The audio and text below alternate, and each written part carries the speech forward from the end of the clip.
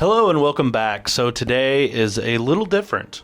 I have a lens that I had loaned to me from Lomography, and that is the Nour Triplet 64mm brass lens. This lens is very unique. So this is a bokeh control art lens. It comes with 6 aperture plates that you could put into the lens, so your bokeh has shapes to them. So you've got like hearts and you got stars and snowflakes, stuff like that. So I had the privilege to try out this lens for a few weeks, and so I just kind of carried it with me on some shoots and some travel that I did, and just kind of got to try it out and just see what it's all about. It's a very cool lens. It's fully manual, no autofocus. It's an f2 lens, so it's pretty fast. It's pretty good in low light.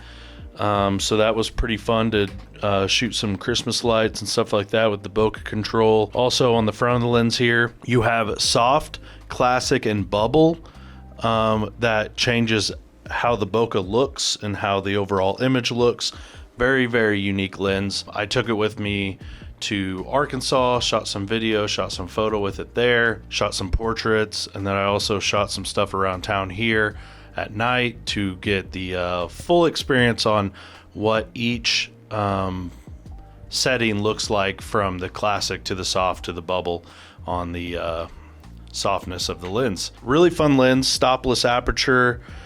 So that's really cool to be able to switch your aperture and video without it clicking, so you can kind of finesse where exactly you want it. Some things I really liked about this lens is how close you can get to your subject. The minimum focusing distance is very shallow.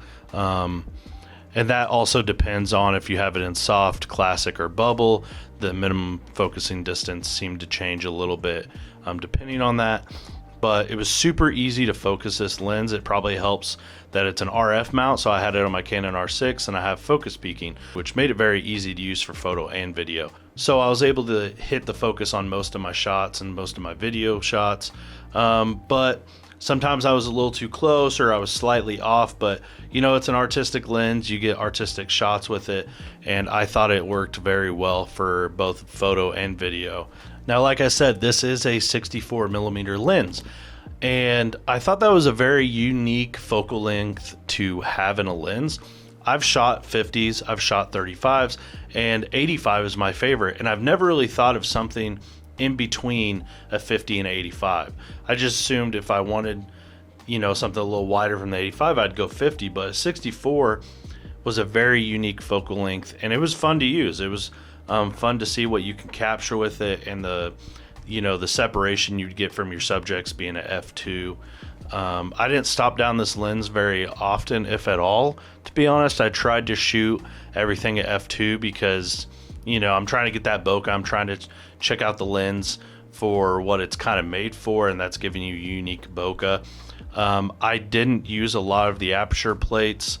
I used 1 or 2. And other than that, I just kind of focused on the classic soft and bubble feature on the front of the lens, just to kind of fully see what it would do as a normal lens.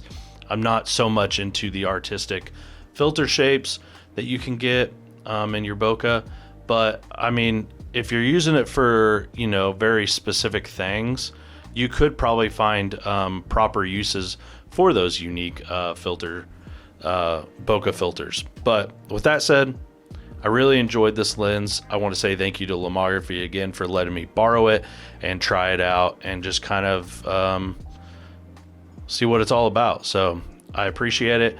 I'd also appreciate it if everyone would like and subscribe, and I'll see you all in the next one.